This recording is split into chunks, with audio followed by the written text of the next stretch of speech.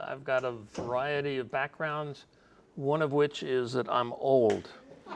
I've done it a long time.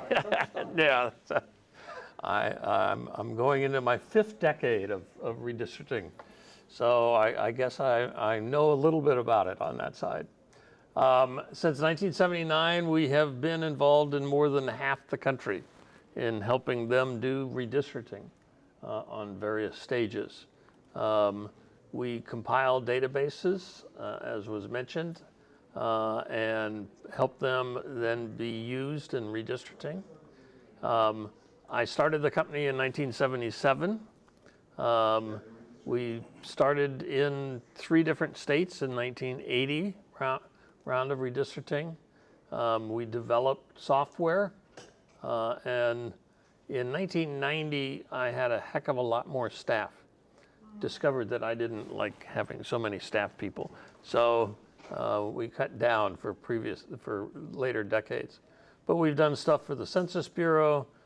We've done Rhode Island's redistricting for the last 4 decades, and done public testimony. I was a member of the 2010 Census Advisory Committee. I have spoken to the National Conference of State Legislature, their redistricting university since 1982. And as was mentioned, I do a lot of court cases. So I serve as an expert witness in those court cases. That's the other reason why I have gray hair on that side. I'm also heavily involved in election administration, particularly as it relates to local governments and their impact. And that's not only the impact of redistricting, but I was Al Gore's expert witness in Florida in dealing with the hanging chad and voting equipment and all that kind of stuff. So if you were awake Saturday morning, I'm the idiot that kept you awake because I wouldn't shut up for 3.5 hours on the stand. But I've been heavily involved in election administration activities besides redistricting. So it's kind of half along. Redistricting happens, of course, in years ending in starting in 8 through about 02 or 22, and then I get involved with election administration. But inevitably, court cases keep both of those activities going. So I'm still trying to retire, but I haven't been able to on that side. I was in fact scheduled to be in a court case in New Mexico the last 3 days, but they ended up using 2 of the other experts and cut short their testimony, so that was good.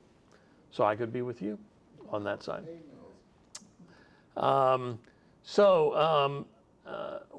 Who is Election Data Services?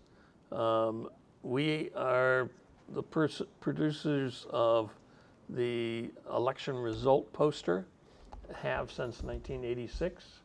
And every 2 years, we produce what's called the red and blue map. A little hidden thing, when this started in 1986, the colors were reversed by 2 of the 3 networks. And I'm the culprit that made the change and put out these posters, and because they ended up on every congressional offices in the White House and everybody else, everybody kind of got used to now red being Republican and blue being Democrat. Democrats are cool, calm, collected, I always thought. So that sounded like blue, on that side. We agree with that. Yes, and you can leave to what you imagine as what red means, on that side. But we've also done a series of studies every year when the Census Bureau puts out their population estimates on what is the projected gains in reapportionment. How many states are gaining seats or losing seats. And let me also started, I was looking for my slide that did this, but I don't have it, but I'll just say it right now. There's two different terms that are used sometimes interchangeably, reapportionment and redistricting. They really mean two different things, although I'll tell you in a moment why some people interchange them. Reapportionment is the allocation of seats to an area. So in essence, congressional seats to states on that side. But there were some states during the 60s and before that allocated legislative seats to counties. So it's seats to an area is reapportionment. And that's why you'll still see in some states' laws, they call redistricting reapportionment. But it's really two different things. Redistricting, on the other hand, is the drawing of those district boundaries within that area. And so it is something that you end up doing usually every decade, usually when the census data comes out, and it's heavily active in years ending in 1 and 2 once the census data comes out. This decade was a little bit late because of COVID and the Census Bureau and all of that problem that we all had. So we really didn't get started until August, while we were supposed to be starting in April. Because under federal law, the Census Bureau conducts the census by April 1st of the year ending in a 0, and it's supposed to report those numbers out to states by April 1st of year ending in 1. And, they didn't anticipate this thing called COVID and all the fun that we ended up going through at that point in time. So we got started late in the redistricting side of things. It meant that we could spend more time building the databases that were necessary on that side. But it's that kind of a difference between reapportionment and redistricting that I'm really talking about. The redistricting process starts with a properly built database. And I usually describe that as a 4-part data cube. So it is the types of data, be it tabular or spatial, and it's where you get the data, either the census or political. And so what you have here is spatially map-wise, you're looking at things like the Census Bureau Tiger files, which stands for Topologically Integrated Geographic Encoding and Reference System. That'll be in your test later on,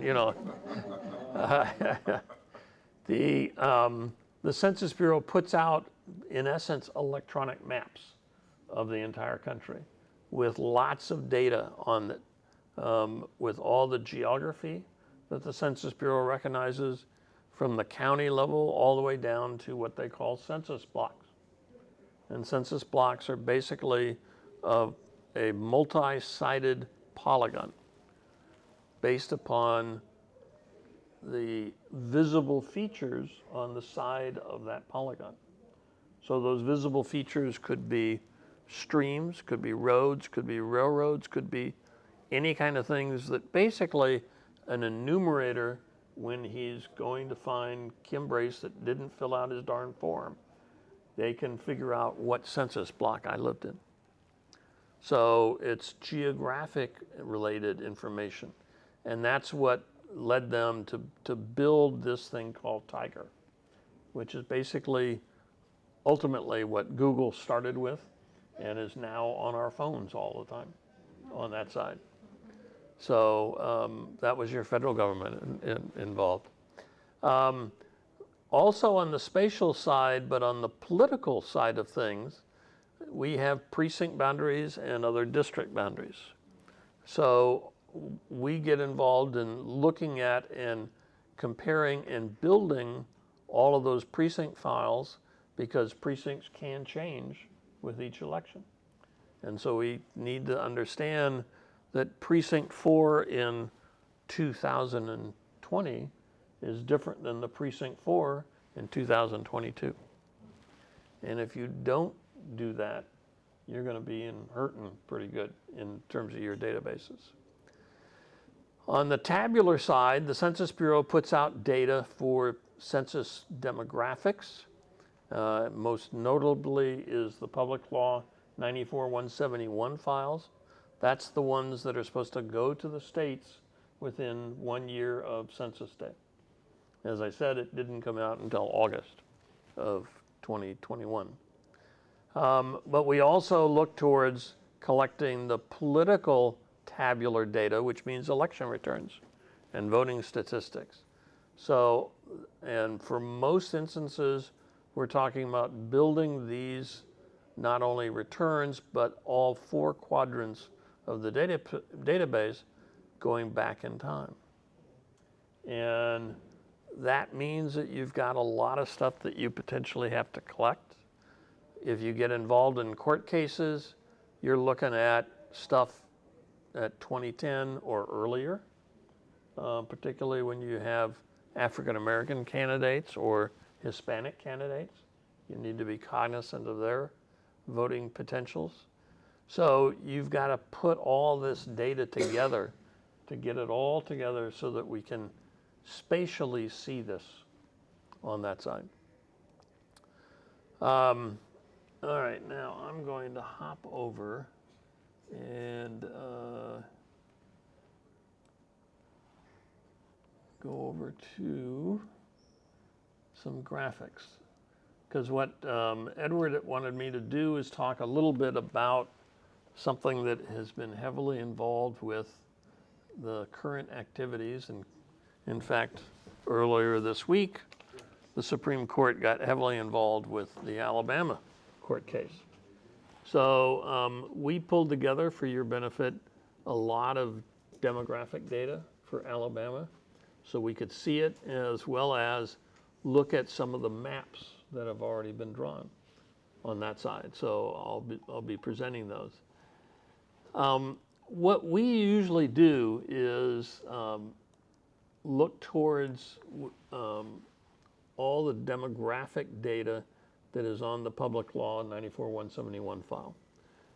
That includes not only total population, but also voting age population. And it's broken out by the various racial groups that the Census Bureau recognizes. And generally that is, if I can zoom down in here,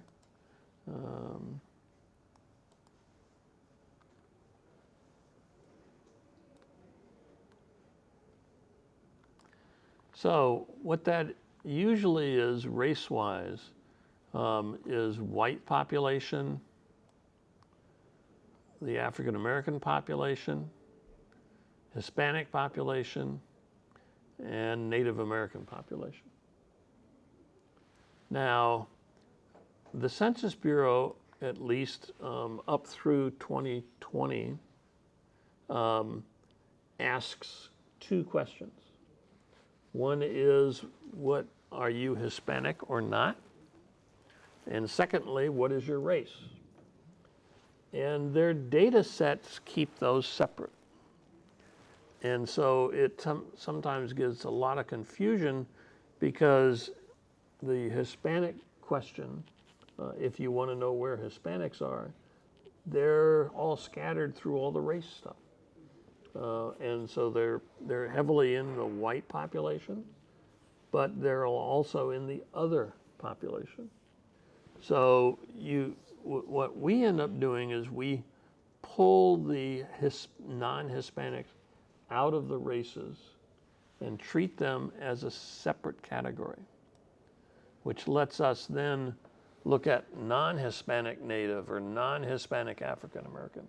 That's the NH, or non-Hispanic white. And when you do that, things add to 100%. Otherwise, if you do the race categories that the Bureau puts out, and you have the Hispanic numbers, you're sitting at about 135%. And that's kind of hard to explain to a judge that, wait a minute, things should add to 100%, shouldn't they? So that's where, at least from the demographic side, we've been able to pull that information together and pull out the information, given how the Bureau has put together those databases. Now, the Bureau is looking at this question right now for 2030. And certainly one of the big questions is, do we have a combined single question? Combine the Hispanic and the race so that Hispanic would be a race? Or how do we treat that? And so they're seeking people's input. And I would certainly encourage you, whatever state you're involved with, is to speak up and be involved in that kind of a discussion because it can have an impact. And it can have an impact on the African American community. Not as much as it does on the white community, because when you take Hispanics with 50% of Hispanics being white, you take that out of the white population, you're bringing down that white population. You do have some black Hispanics, depending upon where the area is, and so you have to be a little bit cognizant of that, and that can have some factors in how you look towards the redistricting. But looking at the other categories, native population, other population, all of that should hopefully, if they do it properly, and knock on wood, well, hopefully they do, give us some good data for 2030. But be cognizant of this, that this is the combination of two questions. And that's the fundamental difference in what there is. And it can have an impact as we look towards what percent African American is it in the community? And when you create districts, what percent African American is it in a district? Is it sitting at 50% or is it just under 50%? And there's a lot of different questions on that side. And you start getting into, as Alabama is seeing, start looking at some of the, can you create, additional seats? It could be a variation of how the counting is done. It's also an issue because the other thing that the Census Bureau has done is it used to be select one of those races. And in 2000, they changed that and said you could select any of the races and could select multiples. When you select multiples, all of a sudden, if you think you've got it bad at 135%, you look at all the multiples and you're getting 150% on that side. So how you treat the multiples is also an issue on that side. And that's one of the things the Bureau is also looking at. We end up, and I'll show you some examples of here, we end up treating them both ways so that we can see what is the African American population on the basis of single race and what's the African American population based on multiple races. What percent are there? Because it will vary depending upon where you are. And so that's why it becomes important to understand the data in what you're dealing with and what is being presented to you from the Census Bureau.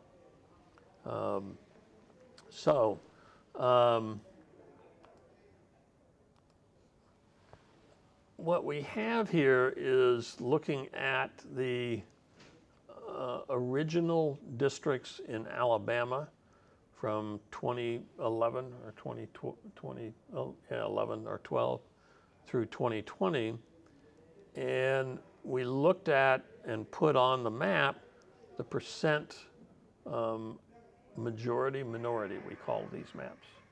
So it looks at the various racial groups as we just showed you on the bottom. And it does solid colors when it's a majority and crosshatch colors when it's a plurality. So you start seeing what kind of concentrations there are. Clearly in Alabama, unless I were to zoom in real close, I'm not seeing at the precinct level any non-Hispanic Native Americans in Alabama. And there's not really heavy concentrations of any Hispanic populations in the state. It's all either white being the yellow concentrations or African American being the red concentrations.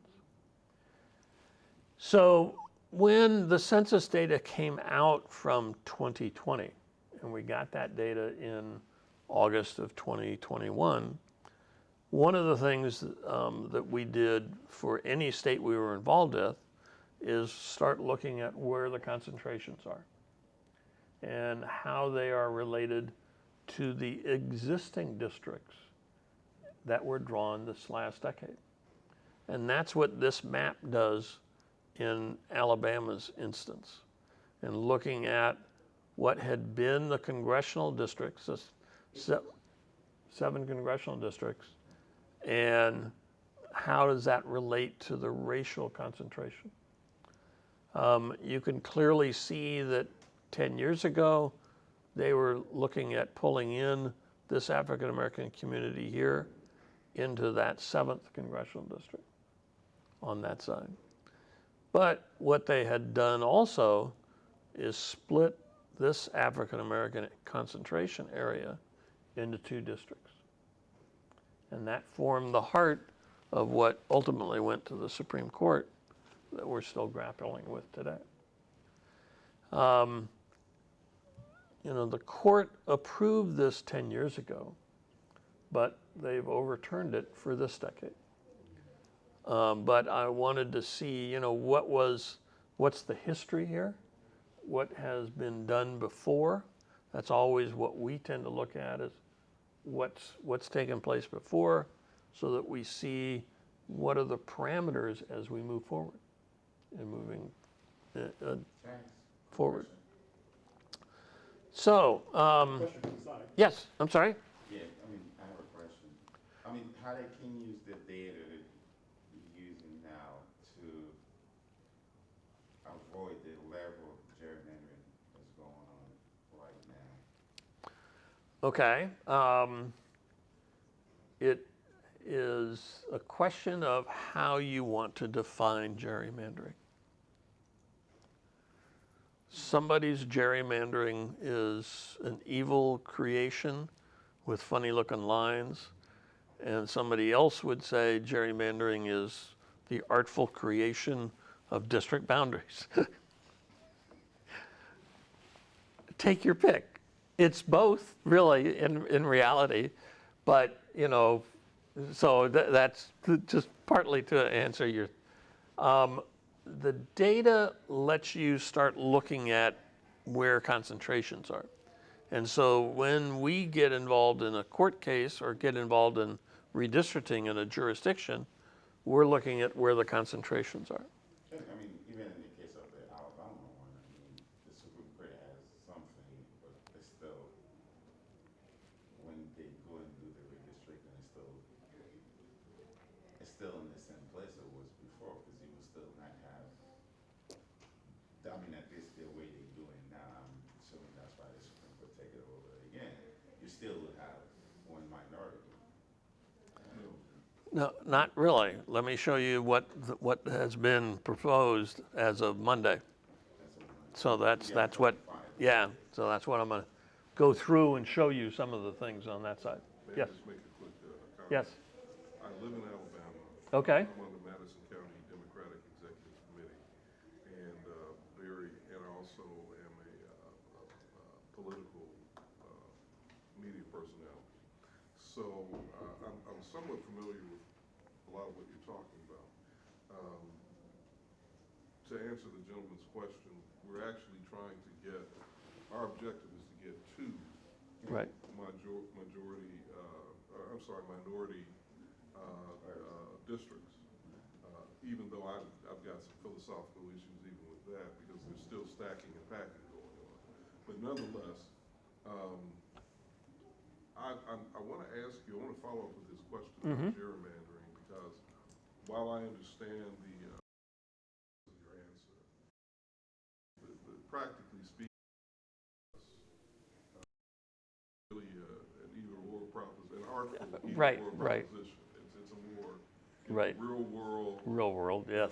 Arguably, standpoint, life or death issue. And Right. It's not too much of an hyperbole there. No, I agree. You do agree with that? Oh, yeah, Okay. yeah, All right. Okay. yeah. So let me use this map as a way of demonstrating that question. Okay.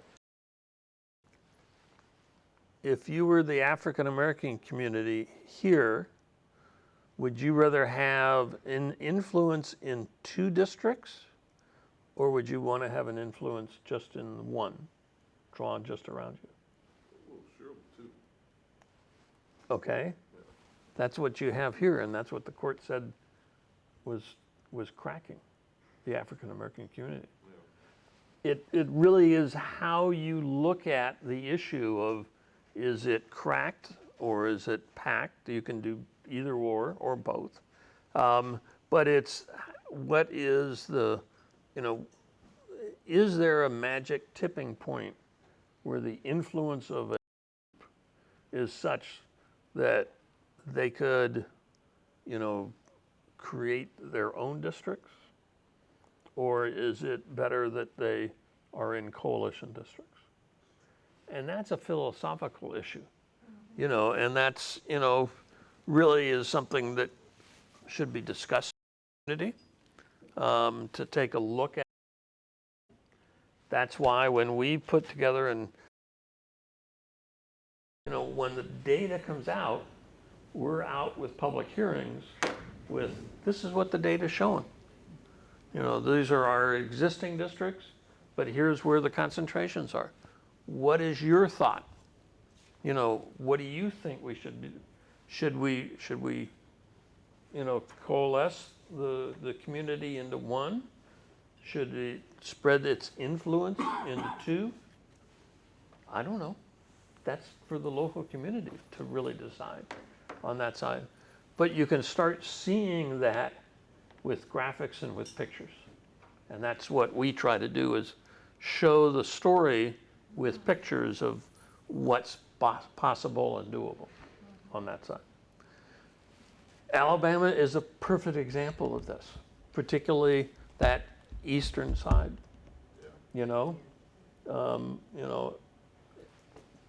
And so then the question becomes, do they have an influence in the 3rd congressional district? Do they have an influence in the 2nd congressional district? I don't know. You tell me. You're from Alabama. Yeah, and of course, that's a long way from where I live, but Yeah. I think the obvious answer is no. Yeah. That's what, yeah. But that's the kind of question that needs to be raised in looking at a redistricting exercise and what makes sense for the community on that side.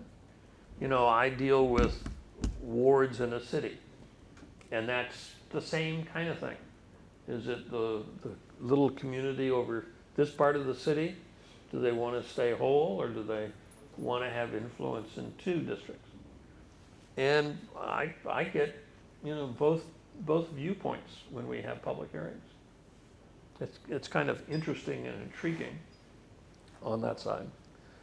So, but that's the fundamental redistricting question, really, is what kind of influence do you want to have? Could you have? What kind of numbers do you have? Well, if I'm not mistaken, I think the court's mandate was that African-American voters have an opportunity to have a candidate of their choosing. It wasn't really a population mandate or even a political outcome mandate necessarily, but just that sort of, that's a little bit of semantics there, but certainly have an opportunity. So as I've said to people, we are accustomed to voting for white candidates. We are accustomed to, so it's not about necessarily getting a black candidate, but it's about getting a candidate of our choice. Choosing, right. And that is one of the key things from the court's decisions in focusing this issue. It's not looking at how you encircle all of this community because that's where all the concentrations are. It's whether or not they can elect a candidate of their choice. And that's part of the key of this whole thing. And certainly getting input to help that out in that regard. So this is what they started with in Alabama. And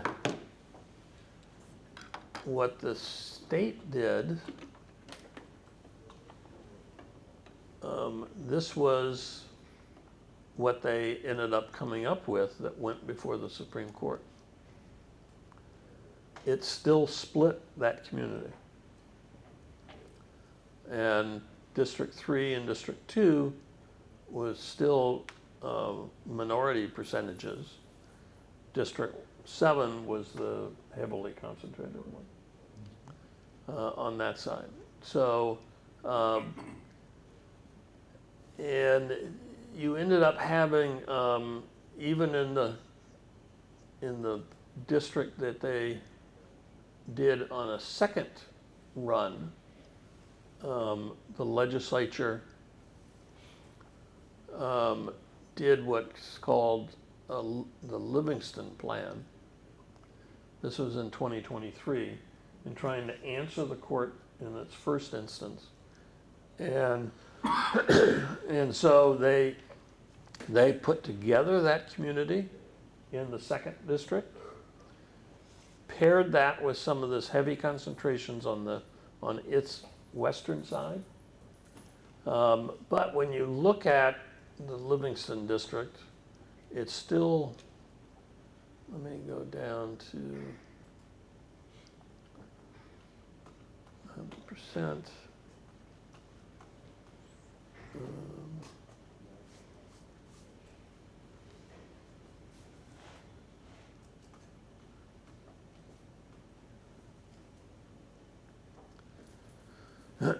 Second district's only 39%. Okay, African American. First district is, or the seventh district was 51%. The court said that having 39% was not high enough, in essence. And so that's where the Livingston Plan, that was the second one that the legislature drew. That one got overturned too, on that regard. And so that's where the court said, all right, we're just gonna draw it ourselves. And they appointed a special master. And on Monday, he came out with 3 different plans.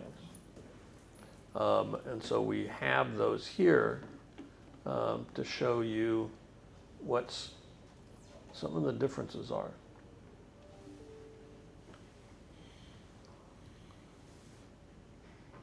So in this instance, if I end up going to up to 50%,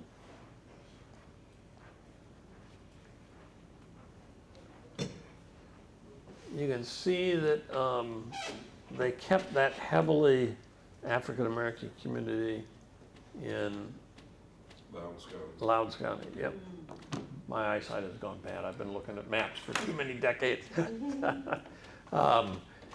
So they kept that in the 7th, but they did look at and keeping it all whole over here in Macon County. Mm-hmm. Yeah, Macon. Yeah. Yeah. And what they ended up doing was kind of an intriguing creation. The second district, what they created was going across the state. So that second district in creating something that is now, if we go back up and look at the percentages,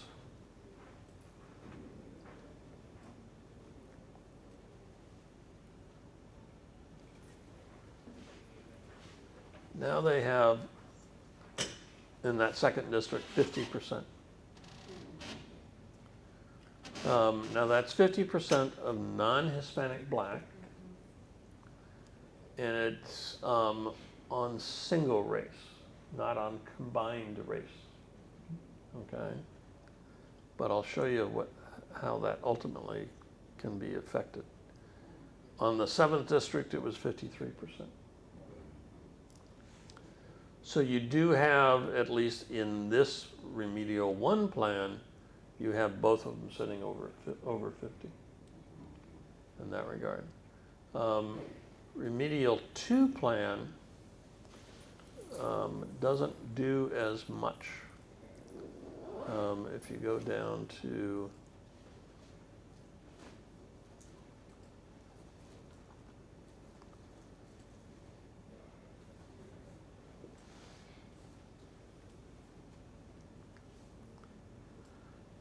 you see it's 48%. It's still a plurality African American seat because whites are only 42%. But you've got a heavier concentration in District 7 still on that regard. And so what you have in this instance is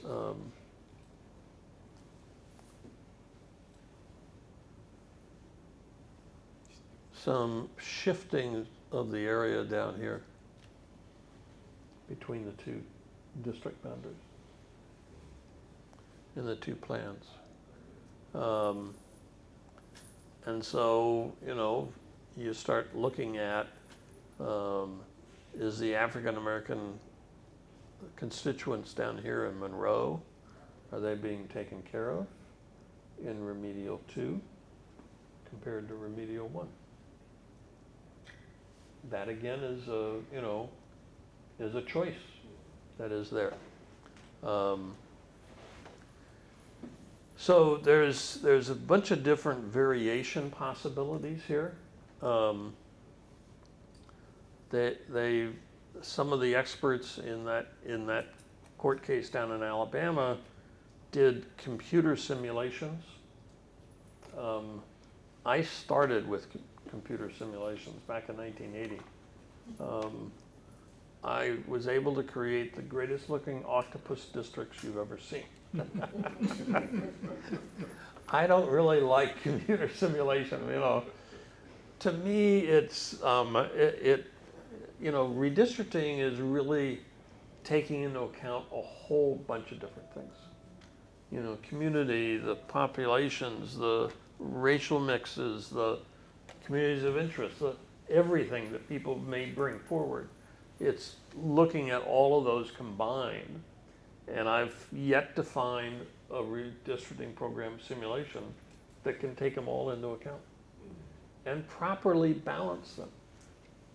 You know, it's not something that depends on computer simulations. I've discovered in playing with them is that it depends on how the database is set up. You know, what's the sort order of the geography that you're looking to shift back and forth. And in redistricting, you're dealing with multiple levels of geography. You know, is it better to take the whole county or just take precincts out of the county? Is it better to take the whole precinct or census blocks out of the precinct? You know, there's a whole bunch of different geographic level issues that simulation programs just can't handle. Yep. Some of us believe in Alabama that what needs to happen is the process needs to be depoliticized and it needs to be taken out of the hands of the legislature, and instead there need to be independent bodies set up that would draw the maps in a way that would probably wrestle with a lot of what you're talking about and find a way to do it that is actually centered on more, topography and more natural boundaries and established communities, and not on the desire of whoever's in control of the legislature to continue to control the legislature as well as to affect, the congressional power structure as well. Right. And that is a key issue on this. It's a key issue on how you want to set the process up. I've worked with both commissions, like what we've done in Michigan, and I've worked with legislatures. I will tell you that in working with legislators, yes, they are looking at it with blinders. I can understand that. But they are the ones that have been elected in that area. They're the ones that can tell you the church on the corner here is the important church to be concentrating on, not over here or this community there. So I find that legislators have a wealth of information that is useful to collect. I don't always follow what they want, obviously, because their partisan or their personal interest comes out. I will tell you a story of one circumstance where we were drawing districts in a city for the wards, and we had a legislator that came in, because we always try to meet with every single legislator, came in and he said, this area right here, I want to make sure that that's in my district. I said, okay. So we ended up going to the court and presenting a plan to the court. And during the morning break, the legislator came up to me. I was standing by the map that we were presenting to the judge. He said, what happened? My little territory here is not in my ward. I said, well, this is happening here, that was happening here, all the push and pull that happens on this thing, we just couldn't accommodate that, your individual request. At noontime, we went back to the law office to have lunch in a break with the judge. And no sooner had we gotten off the elevator than off the other elevator, that alderman came, screaming at the top of his lungs, you dirty, you know what, you double-crossed me, you da-da-da-da. You didn't put this territory in.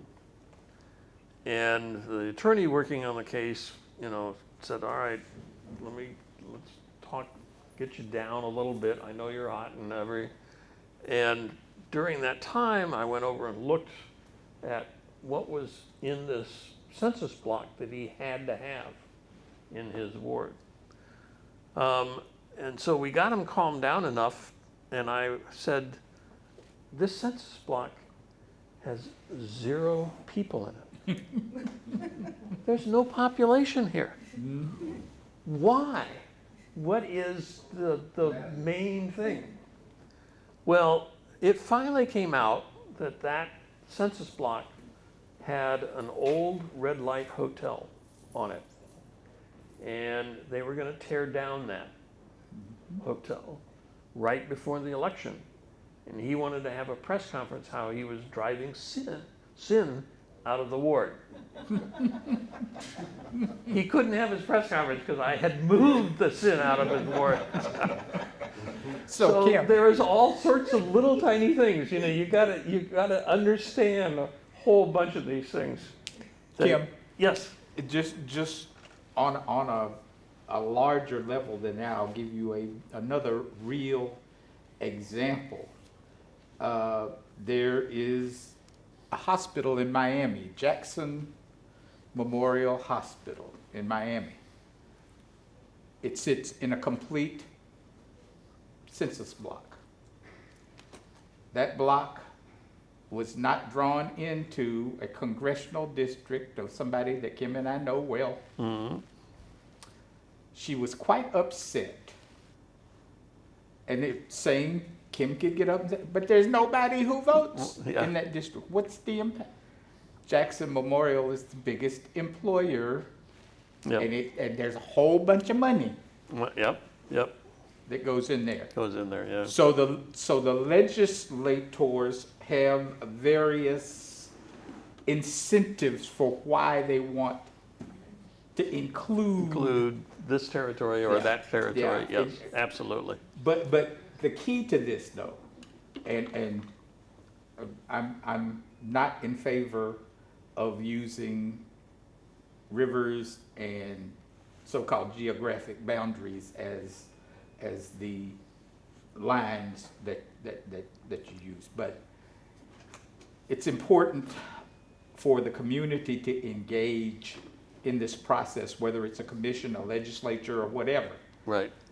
so that the community can talk about what the commonalities are, what are the things that draw, that make this a sensible governing unit for those communities together, even the one across the state. If they all grow cotton and all of the people are mainly employed in that industry, that may be an issue of commonality that you want to consider rather than some quote unquote Yep.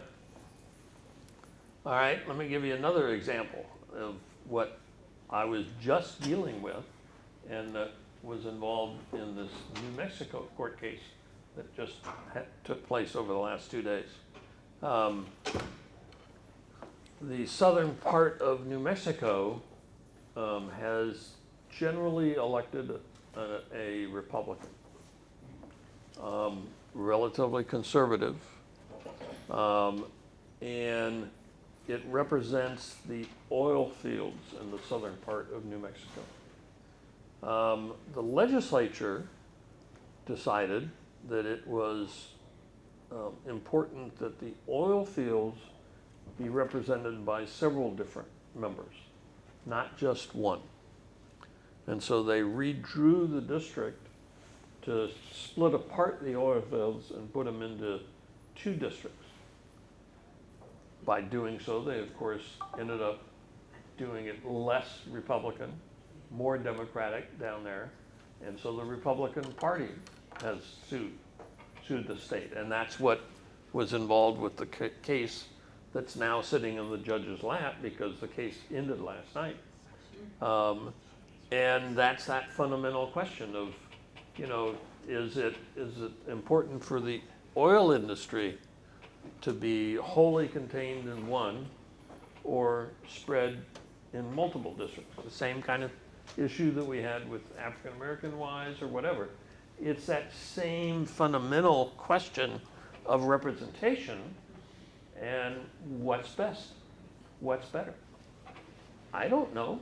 I can give you arguments one way or the other, but it's important for people to understand that that's part of what that whole redistricting process is all about on that side.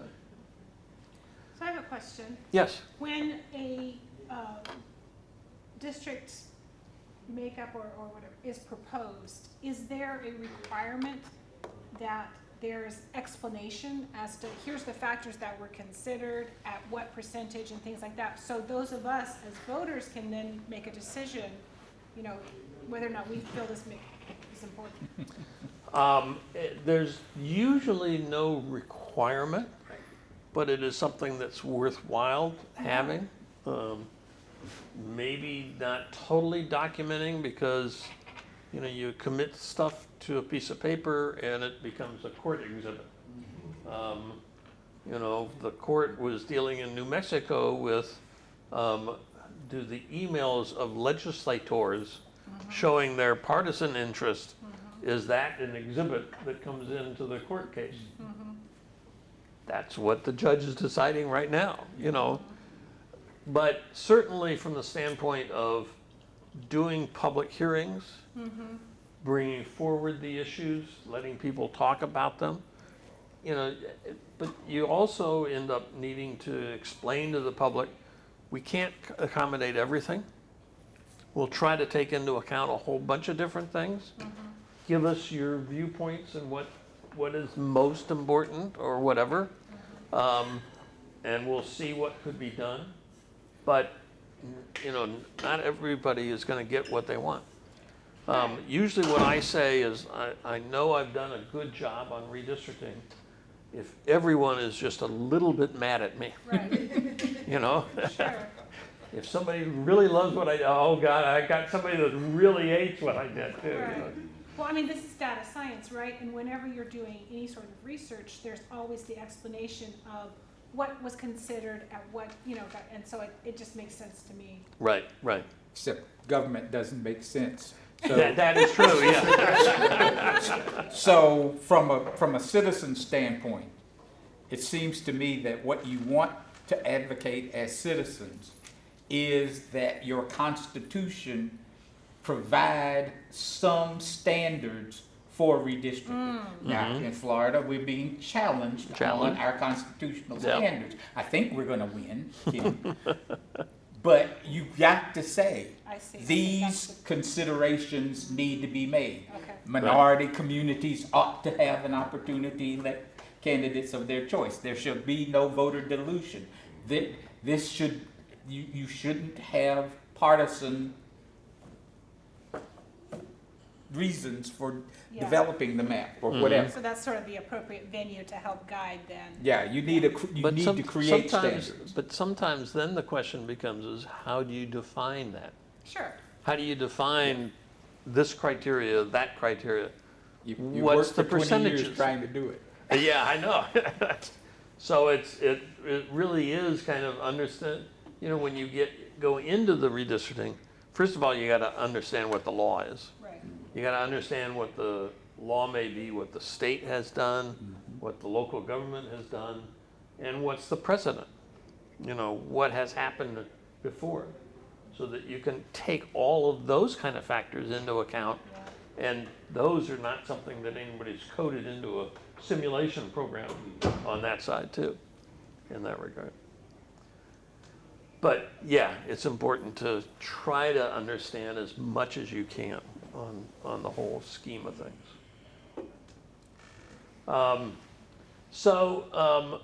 What we've got in Alabama is an interesting circumstance in terms of what is before the court and what's the percentage that they're going to make use of on that side.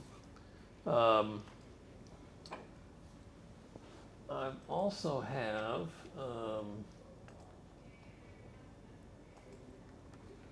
let me bring up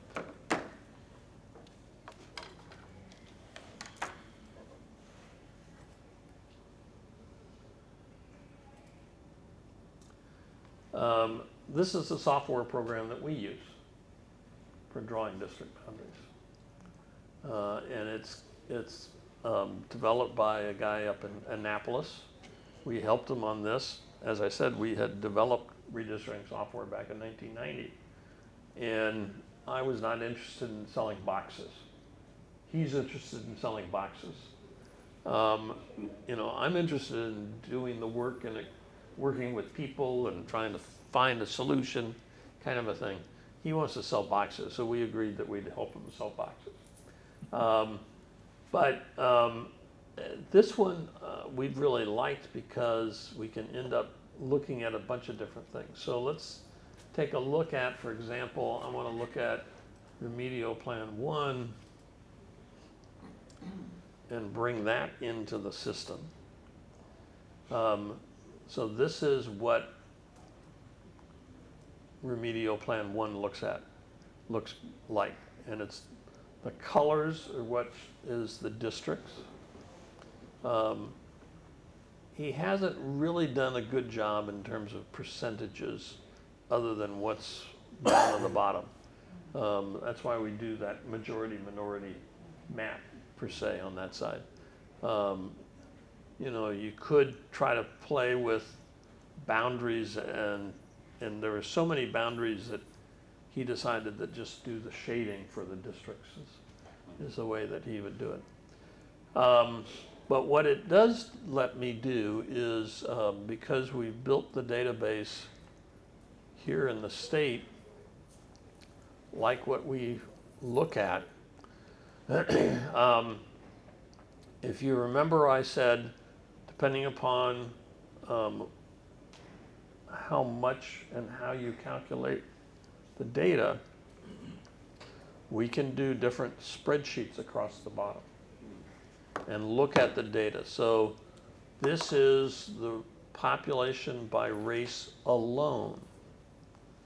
So this is a single race, and so a single race shows it at 50 and at 53% for African American. If you look, and now that includes all the Hispanics being distributed however Hispanics were, because that dual part question. If you take the Hispanics out and look at non-Hispanic African American, then it's still pretty much, because there's not that much Hispanics down in Alabama. So it doesn't make that big of a difference.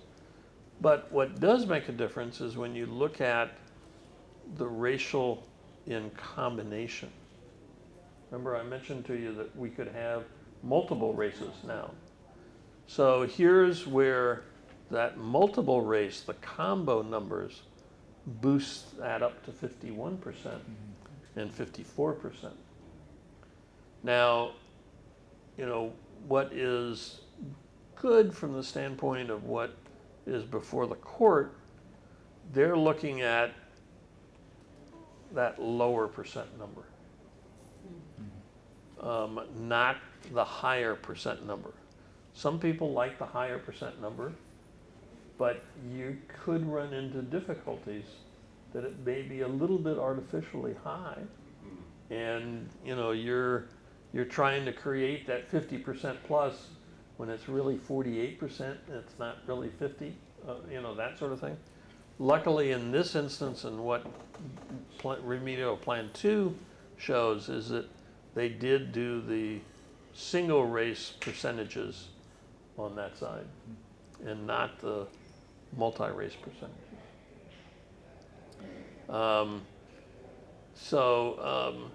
You know, that's some of what we've developed in the databases that we build so that we can see the variations on the theme. And as I said, it could become a real issue if you're looking at something right on the edge, and it's over the edge on one way you calculate it and under the edge on the other way. And that has caused problems before, we've seen. So that's where all of this is useful to have, and it's really intelligence that you need when you draw districts, so that you can understand and see all the variations on the theme of what's possible in that regard. Kim, can you talk about going beyond simple population and including performance and projected performance? Yeah. If you remember the data cube that I showed you, that has the two other elements, which is the performance question, the political question. And we rely heavily on that circumstance also, and have that in the database. You know, we just put together Alabama this week for today's performance, so I don't have any performance data in this database because Alabama was not one of my clients. You know, it takes a lot to pull together election results. They've gotten better where states have it in one file, but inevitably, if you go back in time, you're still going out to the counties to say, you know, what's the precinct configuration back in the 2012 election, and you know, how many votes did Kim Brace get here, kind of thing. But performance is an important factor, and you know, if you bring that into your database, it's not only the election returns, but it's also when I'm looking at data, I'm looking at not only the election returns, but I'm looking at the number of registered voters. Not necessarily Ds and Rs, because remember, only 50% of the states show you party registration. The other 50% don't have party registration. So, you know, you gotta figure out where you are in terms of what's in the data. But I'm also looking at turnout. Because if you look at data, and I don't have that slide here, I should have tried to find that. What's important to understand on the election side of things and looking at the percentages is that when you look at, for example, total population, you've got one set of numbers. When you look at voting age population, you got another set of numbers, and it's usually less. And it's going to bring down some of your percentages. But not everybody of voting age can vote because they got to be registered. And registration will bring down your numbers. Not everybody votes when they're registered, so you got to look at turnout. And so that brings down your numbers. And not everybody that turns out votes in the offices that you're concerned with. You know, a presidential race, we find that basically upwards of almost 2% of the ballots cast do not show a vote for president. Now, in Florida in 2000, that percentage was like 8.5% when I got a hold of the data. And that was what started looking at the ballot design was the problem down in Florida in that regard. But, you know, you want to look at and see what is the votes cast in the offices that you're contesting. And, you know, president's going to be something, U.S. senator is going to be something else, governor is going to be something else.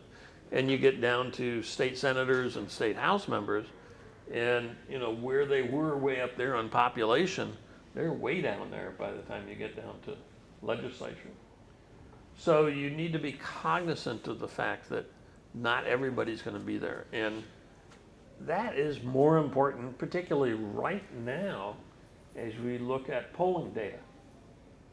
You know, people are saying, well, Trump is real strong, da da da da da. Well, that's only on the Republican side. It's not on the general population. You know, you got to understand the different numbers sets that people play with. And that's the same thing in terms of redistricting. You got to understand your data sets on that regard. So that's where we put together all of the election contests.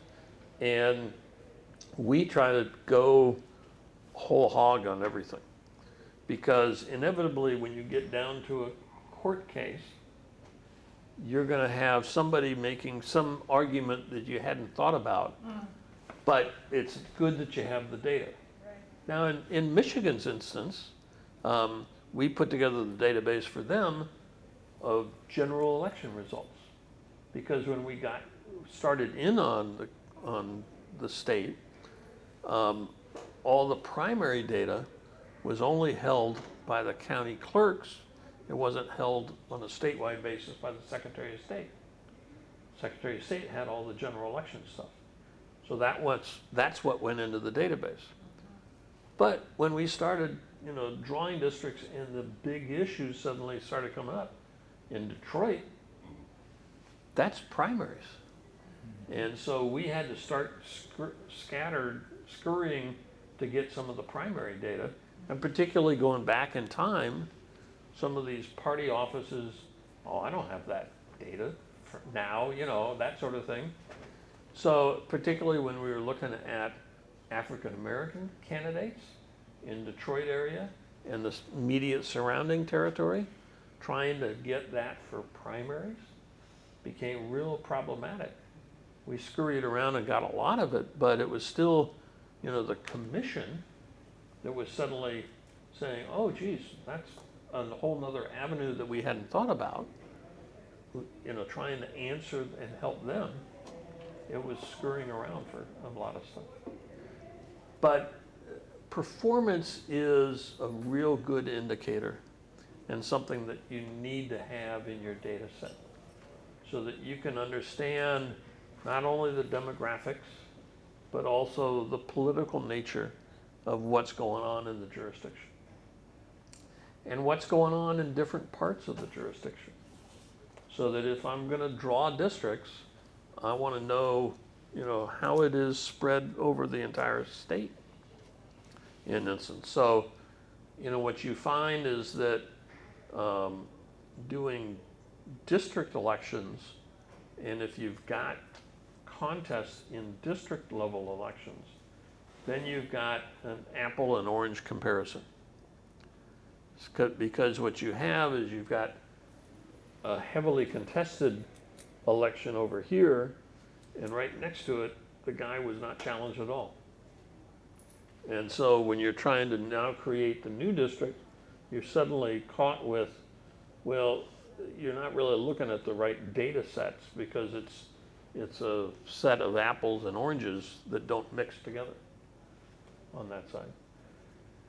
So that's why most of when we're building data sets, we're looking for statewide races, because I can do it across the whole state. Or if I'm doing just a county, I'm doing countywide offices, not just the districted offices that are in contention, but I'm looking at countywide offices and seeing how the performance is on those contests, not only percentage-wise, if I'm going to do maps of those, but also when I draw, what's the results in those various districts. So, across the bottom of most of my spreadsheets where I've got performance data, I've got another 20 tabs here that lets me see the results as I'm drawing districts and see the results from any kind of political issue standpoint. So it is important to have performance. Yep. Other questions? We got 4 minutes.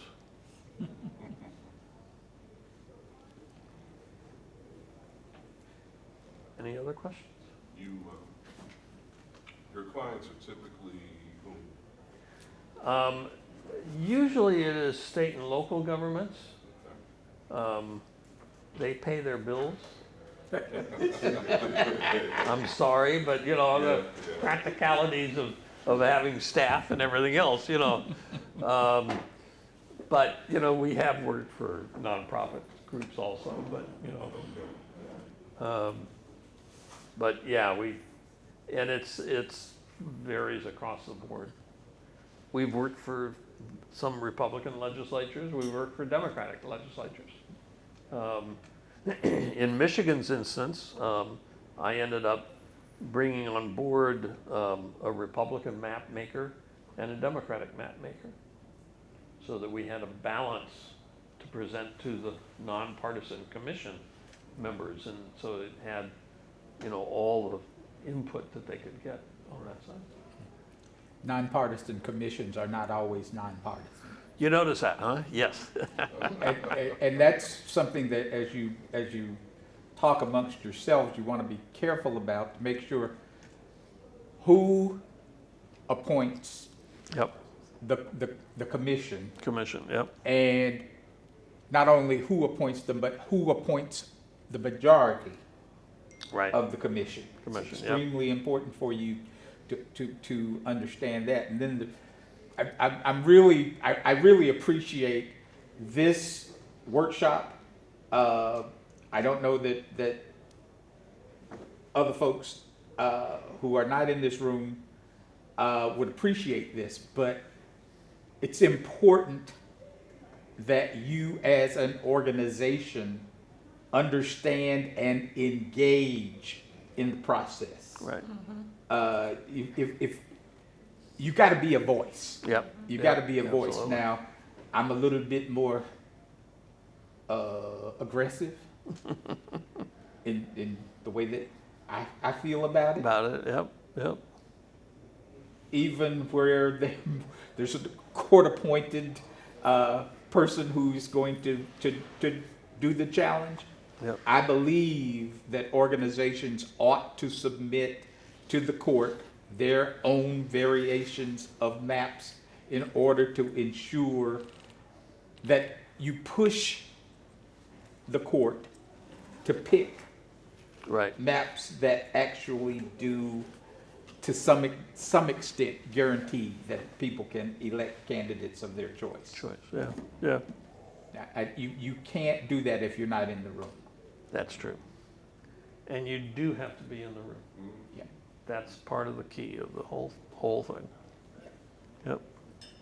What do you Good. think the future of districting capabilities will be? You see it as good as it can be right now, or you see some possible improvements? Ask me that question in about 4 or 5 years after some of these court cases go through. It is always changing. You know, I mean, I started in this business in 1979 with a set of colored crayons and paper maps. I got color computers now, you know, I mean, so it changes an awful lot. The data changes, you know, the capabilities. It hasn't been as much changing over the past single decade, other than hard drives are faster and bigger. You know, that became the paramount thing that we were looking at. It's, I think, helpful for an organization like the church to think about who you engage with. It's important Yeah. to engage with legislators, Yep. particularly, not to be too technical, but people who think like you, or at least have some of your interests Interest. at Yeah. heart. Always important to understand that a legislator's first priority is getting reelected. Reelected. Yep. Yep. That's some of it. So you're going to always have to deal with the fact they don't really care about who's in the district, except if it's a potential opponent. Right. Yep. And that's when you have this. That's when gerrymandering moves to the dark side. Inside. Yeah. Yep. Gerrymandering, I think, has a bad name. Yeah. We all draw maps that favor our own positions. Right. But when we use that process to eliminate a contest, then I think it becomes a bad situation. Yeah. Yeah. Yeah. Wonderful. Well, thank you so very much. Let's give it a. Thank you. Thank you.